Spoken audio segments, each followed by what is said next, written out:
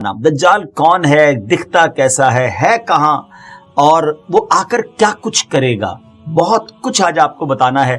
نہایت توجہ کے ساتھ ہمارے ساتھ رہیے گا۔ ناظرین، بات کو آگے لیے چلتے ہیں۔ یاد رہے کہ قیامت کی بڑی علامت میں سے دوسری علامت دجال کا نکلنا ہے۔ احادیث مبارکہ میں دجال کا ذکر بڑی وضاحت سے آیا ہے، اور کمال کی بات یہ ہے کہ ہر نبی علیہ الصلوۃ والسلام نے دجال کے فتنے سے اپنی امت کو ڈرایا ہے۔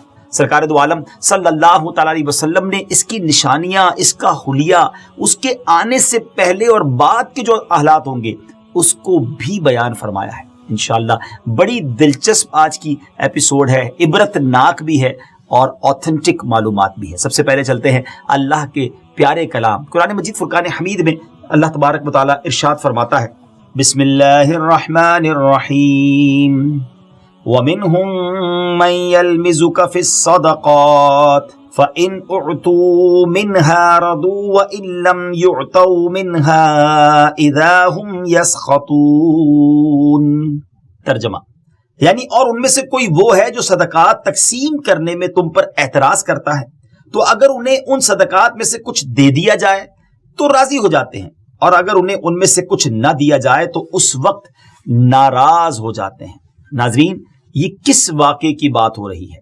علماء کرام فرماتے ہیں کہ یہ آیت ذوالخویصرہ تمیمی کے بارے میں نازل ہوئی، اور یہ شخص خارجیوں کا بانی ہے۔ رسول کریم علیہ الصلوۃ والسلام مال غنیمت تقسیم فرما رہے تھے تو ذوالخویصرہ نے کہا کہ یا رسول اللہ عدل کیجئے۔ حضور پر نور علیہ الصلوۃ والسلام نے فرمایا کہ تجھے خرابی ہو، میں عدل نہ کروں گا تو عدل کون کرے گا؟ حضرت عمر رضی اللہ تعالیٰ عنہ نے عرض کی، مجھے اجازت دیجئے کہ اس منافق کی گردن مار دوں۔ تو پیارے آقا علیہ الصلوۃ والسلام نے فرمایا کہ اسے چھوڑ دو، اس کے اور بھی ہمراہی ہے کہ تم ان کی نمازوں کے سامنے اپنی نمازوں کو اور ان کے روزوں کے سامنے اپنے روزوں کو حقیر دیکھو گے۔ وہ قرآن پڑھیں گے اور ان کے گلوں سے نہ اترے گا، وہ دین سے ایسے نکل جائیں گے جیسے تیر شکار سے۔ یہ اس گستاخ کی، اس بدبخت کی گستاخی ہی دراصل اس بدترین فتنے کا پیش خیمہ ثابت ہوئی جس نے بعد میں امت مسلمہ میں زبردست انتشار پیدا کر دیا۔ حضرت عثمان غنی رضی اللہ تعالیٰ عنہ اور مولا علی کرم اللہ تعالیٰ وجہ الکریم کے دور خلافت میں اسلامی ریاست کو چیلنج کرنے والے، یعنی اتھارٹی آف اسلامک ریاست کو چیلنج کرنے والے باغی گروہ در حقیقت اسی کے فالوورز تھے۔ جنگ صفین کے موقع پر جب حضرت علی رضی اللہ تعالیٰ عنہ نے خون خرابے سے بچنے کے لیے تحکیم یعنی ثالثی آربیٹریشن کے راستے کو اپنایا کہ چلیں کوئی بیچ میں فیصلہ کر لیا جائے، تو پہلے تو خوارج نے اس کی حمایت کی، مگر جب یہ فیصلہ کر لیا گیا تو یہ خوارج اس کو رد کرتے ہوئے مولا علی کرم اللہ تعالیٰ وجہ الکریم کے لشکر سے بھی نکل گئے۔ آپ کو معاذ اللہ ثم معاذ اللہ کافر کہنے لگے اور اپنا ایک باغی گروہ تیار کر کے جہاد کے نام پر حضرت علی رضی اللہ تعالیٰ عنہ اور امت مسلمہ کے خلاف لڑنے کے لیے کھڑے ہو گئے، اور عراق کے ایک علاقے کو اپنا مرکز بنا لیا۔ نفرت کا یہ عالم تھا کہ انہوں نے حضرت علی رضی اللہ تعالیٰ عنہ کے شہر کو بھی چھوڑ دیا اور جنگلوں میں، صحراؤں میں، پہاڑوں میں گھات لگا کر بیٹھ گئے، جہاں وہ اپنے مخالفین کو پکڑ کر ظلم و ستم کا نشانہ بناتے اور انہیں قتل کر دیتے۔ ان کی سرکشی بڑی تو مولا علی کرم اللہ تعالیٰ وجہ الکریم نے صحابہ کرام کا لشکر لیا اور ان خوارج کے خلاف جنگ کی اور انہیں شکست دے دی۔ جب مولا علی کرم اللہ تعالیٰ وجہ الکریم کے لشکر نے خوارج کو ختم کر دیا تو آپ نے فرمایا اس نشانی والے آدمی کو بھی تلاش کرو۔ ایک نشانی بتائی آپ نے، لوگ ڈھونڈنے لگے مگر وہ نہ ملا۔ آپ نے پھر فرمایا اس کو پھر جا کر تلاش کرو، خدا کی قسم میں نے نہ جھوٹ بولا ہے نہ ہی مجھے جھوٹ بتایا گیا ہے۔ یہ بات انہوں نے 2 یا 3 مرتبہ کہی، حتیٰ کہ لوگوں نے ایک کھنڈر سے اس نشانی والے بندے کی لاش کو ڈھونڈ لیا۔ مولا علی کرم اللہ تعالیٰ وجہ الکریم کے سامنے رکھی گئی، عجب نشانی تھی ناظرین۔ بہرحال امیر المومنین رضی اللہ تعالیٰ عنہ نے تکبیر کہی اور حمد الہی بجا لائے۔ کسی شخص نے کہا، آپ کے ساتھی نے کہا کہ حمد ہے اسے جس نے ان خوارج کی نجاست سے زمین کو پاک کیا۔ وہاں امیر المومنین نے ایک جملہ فرمایا، اور یہ پورا واقعہ سنانے کا جو مقصد ہے، ہو سکتا ہے ناظرین سوچ رہے ہو کہ بات دجال کی ہو رہی ہے اور یہ خوارج کا ذکر کیوں شروع ہو گیا۔ امیر المومنین رضی اللہ تعالیٰ عنہ نے فرمایا کہ کیا سمجھتے ہو یہ لوگ ختم ہو گئے؟ ہرگز نہیں، ان میں سے کچھ ماں کے پیٹ میں ہیں، کچھ باپ کی پیٹھ پہ ہیں، پھر جب ان میں سے ایک گروہ ہلاک ہوگا دوسرا سر اٹھائے گا، یہاں تک کہ ان کا آخری گروہ دجال کے ساتھ نکلے گا۔ دجال ابھی آیا نہیں ہے اور کسی کو پتا نہیں ہے کہ اس وقت وہ کہاں ہے، لیکن روئے زمین پر ایک صحابی ایسے گزرے ہیں جنہوں نے دجال کو دیکھا بھی ہے، اس سے ملاقات بھی کی ہے اور اس سے بات چیت بھی کی ہے۔ جی ہاں، اس ملاقات میں کیا کچھ ہوا، کیا دیکھا انہوں نے، کیا سنا، انشاءاللہ یہ پوری تفصیل آپ کو بتاتے ہیں۔ حدیث مبارک میں پیارے آقا علیہ الصلوۃ والسلام کی زبانی ہمیں یہ پورا واقعہ ملتا ہے۔ ایک مرتبہ پیارے آقا علیہ الصلوۃ والسلام نے اچانک سڈنلی اپنے صحابہ کرام کو جمع فرمایا اور خطبہ دینے کے لیے ممبر پر تشریف فرما ہو گئے۔ یہ وہ ٹائم تھا جس ٹائم پہ نارملی نبی پاک ایڈریس نہیں کیا کرتے تھے، خطبہ نہیں فرمایا کرتے تھے۔ صحابہ بھی حیران تھے کہ آج ایسا کیا ہو گیا ہے کہ پیارے آقا علیہ الصلوۃ والسلام اس وقت خطبہ ارشاد فرما رہے ہیں۔ تو نبی کریم علیہ الصلوۃ والسلام نے فرمایا کہ آج میرے پاس تمیم داری آئے اور انہوں نے ایک ایسی خبر سنائی ہے جس کی خوشی میں مجھے قیلولہ، یعنی پیارے آقا علیہ الصلوۃ والسلام دوپہر کو کچھ آرام فرمایا کرتے تھے، فرمایا وہ بھی میں نہیں کر سکا ہوں، اور میں نے چاہا کہ اس خبر میں تمہیں بھی شامل کر لوں۔ بات یہ ہے کہ تمیم داری نے مجھے بتایا کہ وہ 30 افراد تھے اور ایک شپ میں، ایک کشتی میں سفر کر رہے تھے کہ طوفان آ گیا اور وہ بھٹک گئے۔ تقریباً مہینہ بھر وہ سمندر میں گھومتے رہے اور ایک دن سورج غروب ہونے کے وقت ایک نامعلوم جزیرے پر، ایک نامعلوم آئلینڈ پر پہنچے۔ انہیں وہاں سیاہ رنگ کی مخلوق نظر آئی جس کے جسم پر بال بہت زیادہ تھے۔ انہوں نے اس سے پوچھا کہ تم کون ہو؟ اس نے کہا میں جاسوس ہوں۔ انہوں نے کہا کہ ہمیں اپنے بارے میں کچھ بتاؤ۔ اس نے کہا کہ نہ میں تمہیں کچھ بتاؤں گا نہ تم سے کچھ سنوں گا، تم اس بت خانے میں جاؤ، وہاں ایک شخص تمہارا بڑی بے چینی سے ویٹ کر رہا ہے، انتظار کر رہا ہے، وہی تمہیں کچھ سنائے گا بھی بتائے گا بھی۔ پھر وہ سب اندر چلے گئے۔ وہاں ایک شخص سختی کے ساتھ زنجیروں میں جکڑا ہوا تھا۔ اس نے پوچھا کہ تم لوگ کون ہو اور کہاں سے آئے ہو؟ جواب دیا کہ شام سے آئے ہیں۔ اس نے پوچھا کہ عرب کا کیا حال ہے؟ اور ایک شخص وہاں پیدا ہونا تھا، اس کا کیا حال ہے؟ یعنی نبی پاک علیہ الصلوۃ والسلام کے بارے میں پوچھا۔ کہا کہ وہ اچھے حال میں ہیں اور ابتدا میں ان کی مخالفت ہوئی، مگر اب تو تمام عرب پر وہ غالب ہو گئے ہیں اور سارا عرب ایک دین، ایک خدا کو ماننے والا ہو گیا ہے۔ اس نے کہا اچھا، زغر کے چشمے کا کیا حال ہے؟ انہوں نے جواب دیا کہ وہ بھی اچھی حالت میں ہے، لوگ اس سے پانی پیتے ہیں، اس سے کھیتی باڑی بھی کرتے ہیں۔ پھر اس نے پوچھا کہ عمان اور بیسان کی کھجوروں کا کیا حال ہے؟ انہوں نے کہا کہ اس میں ہر سال پھل آتے ہیں۔ یہ سن کر اس شخص نے 3 چیخیں ماری اور بولا کہ میں دجال ہوں۔ جی ہاں ناظرین، وہ دجال تھا۔ کہتا ہے قریب میں آزاد ہو جاؤں گا اور زمین کا چپا چپا گھوموں گا اور اس کا کوئی حصہ نہیں چھوڑوں گا سوائے طیبہ کے، کیونکہ مجھ میں وہاں جانے کی طاقت، وہاں جانے کی پاور نہ ہوگی۔ نبی پاک علیہ الصلوۃ والسلام نے فرمایا کہ مجھے بہت خوشی ہوئی کیونکہ طیبہ یہی شہر ہے۔ مدینہ منورہ کے بارے میں میرے آقا نے فرمایا کہ طیبہ یہی شہر ہے، اور سبحان اللہ میرے آقا فرماتے اس ذات کی قسم جس کے قبضے میں میری جان ہے، مدینہ منورہ کی ہر گلی، کوچہ، سڑک اور یہاں نرم اور سخت زمین، الغرض ہر مقام پر فرشتہ ننگی تلوار لیے پہرا دیتا ہوگا اور قیامت تک یہ پہرا دے گا۔ سبحان اللہ، مدینہ کی گلیوں میں فرشتے پہرا دے رہے ہیں۔ سبحان اللہ، کیا بات ہے مدینہ منورہ کی۔ بعض روایت کی روشنی میں یہ بات بھی کہی جاتی ہے کہ دجال کو حضرت سلیمان علیہ الصلوۃ والسلام نے قید کیا تھا، اور حدیث پاک کے مطابق یہ مشرق یعنی ایسٹ کی سائیڈ موجود ہے۔ دجال کا فتنہ تاریخ انسانی کی ابتدا سے لے کر انتہا تک تمام فتنوں سے بڑا اور خطرناک فتنہ ہے، جس کی بڑائی اور شدت کا اندازہ اس بات سے بھی لگایا جا سکتا ہے کہ ہر نبی علیہ الصلوۃ والسلام نے اپنی اپنی امت کو دجال کے فتنے سے ڈرایا ہے۔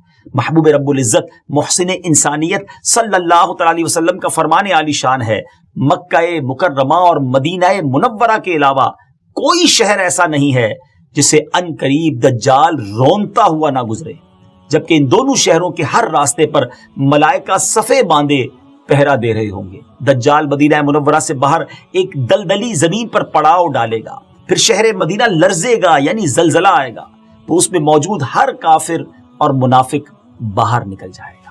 مفتی احمد یار خان نعیمی رحمت اللہ تعالی علیہ فرماتے ہیں دجال 2 قسم کے ہیں، چھوٹے اور بڑے۔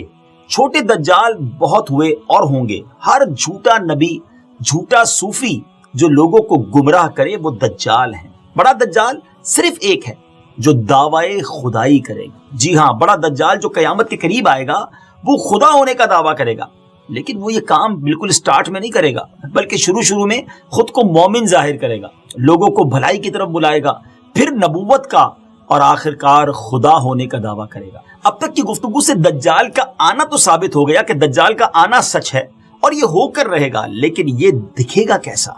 اپیرنس کیا ہوگی؟ مختلف احادیث میں دجال کا جو حلیہ بتایا گیا ہے وہ یہ ہے کہ دجال ایک جوان مرد ہوگا، لمبا قد ہوگا، جسم بہت موٹا ہوگا، ایک آنکھ سے کانا ہوگا، اور ایک کانی آنکھ ایسی ہوگی جیسے پھولا ہوا انگور، اور جبکہ اس کی ایک آنکھ خون آلود ہوگی۔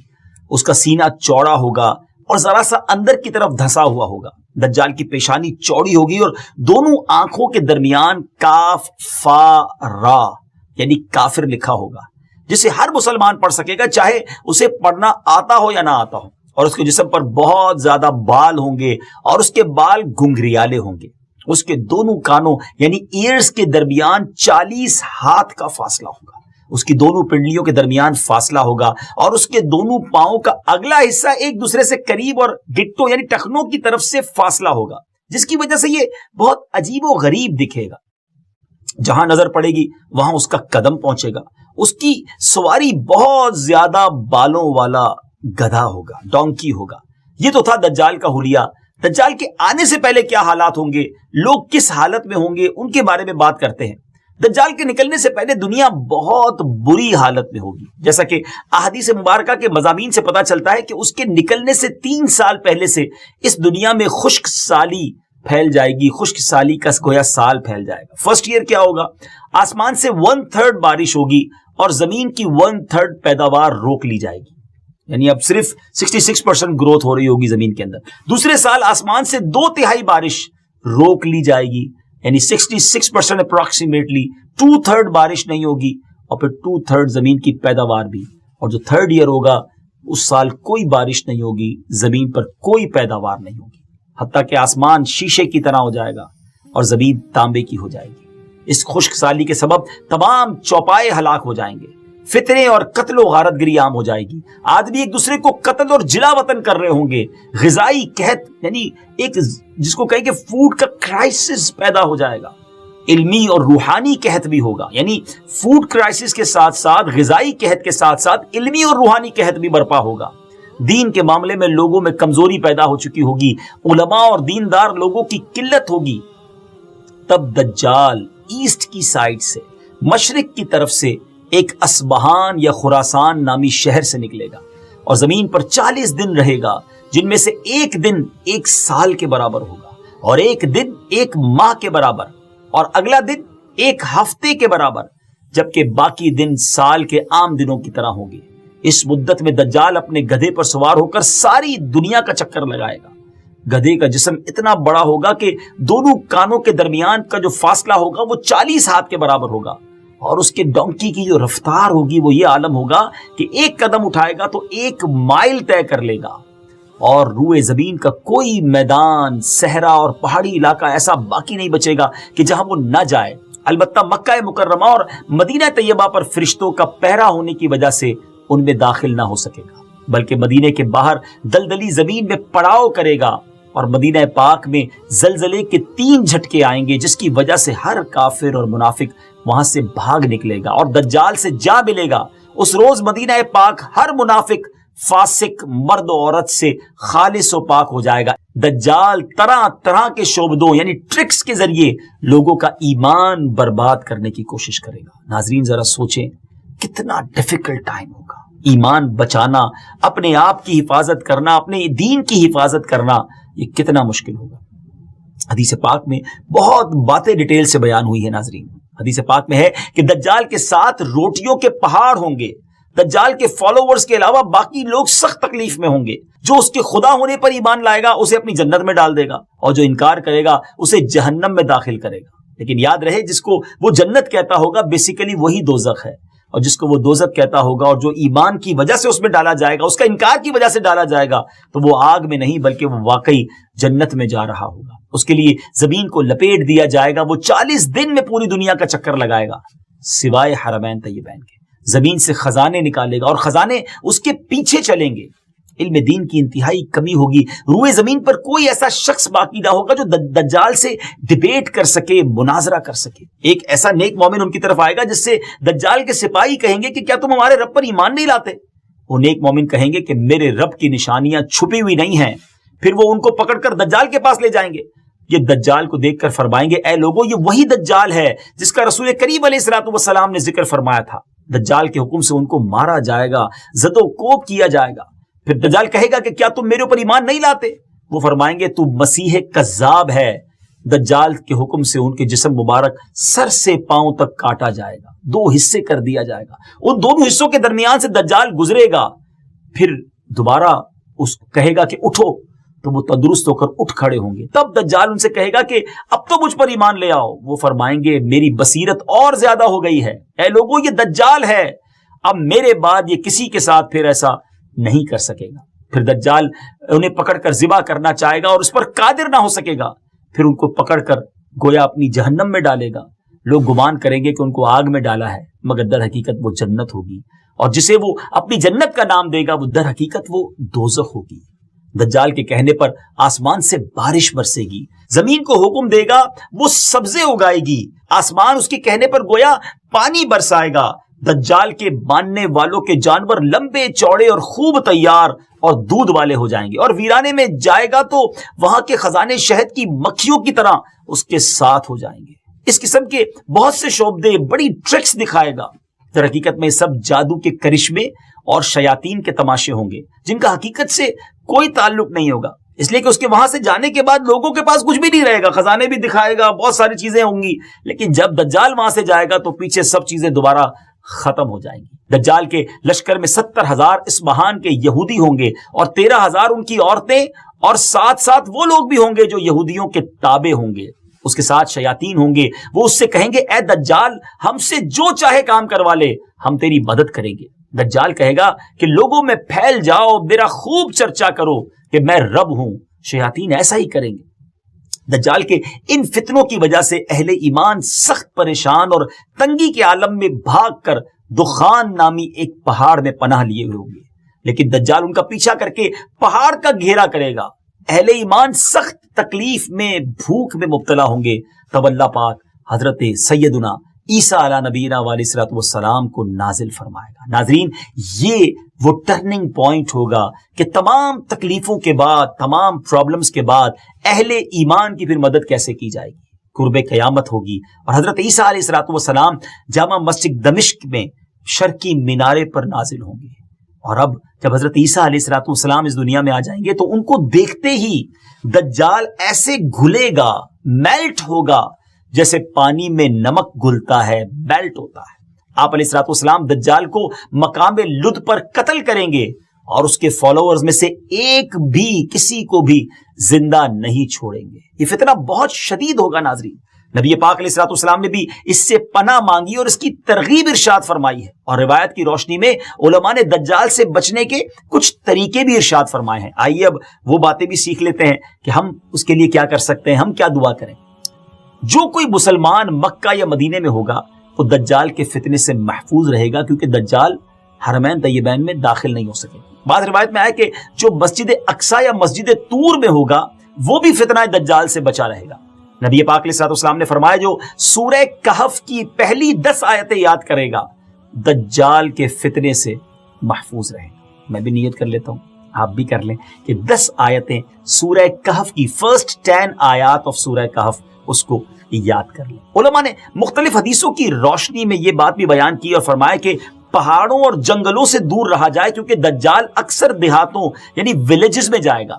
ان باتوں کے ساتھ ساتھ اللہ تعالیٰ کی تسبیح و تکبیر, ایمان پر ثابت قدمی اور صبر سے بھی دجال سے بچا جا سکے گا. اگر وہ کسی کو اپنی آگ میں بھی پھینکے گا تو اسے چاہیے کہ وہ ثابت قدم رہے, کیونکہ وہ آگ اس پر سلامتی والی ہو جائے گی, یعنی گویا گلزار ہو جائے گی. یا اللہ عز و جل اس مشکل وقت میں ہر مسلمان کی مدد فرمانا.